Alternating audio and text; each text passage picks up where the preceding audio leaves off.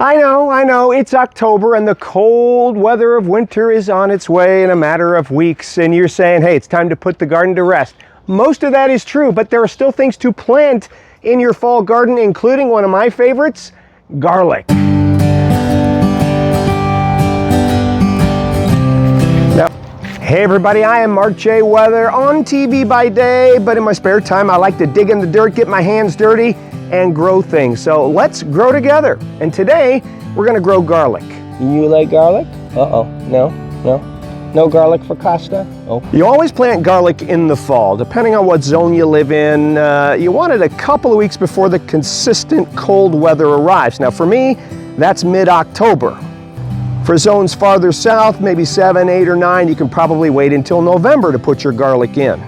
Next, you're going to ask me, what kind of garlic should I plant, Mark? And the answer is, if you live in a colder zone, like zone 6, 5, or 4, you plant the hardneck garlic. That's the garlic that has one central stalk and usually has a flower on the end of it that we pick off during the spring. In the south, they grow softneck garlic because that tends to do better in warmer climates.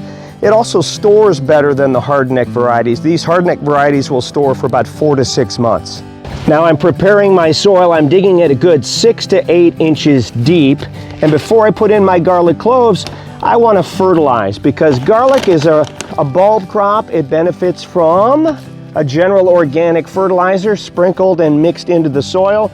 Garlic also benefits from a little bone meal sprinkled on the soil. Right there, Callan? Right? All right. He likes it too. Yeah, and they love the phosphorus that bone meal provides. Sprinkling in my bone meal.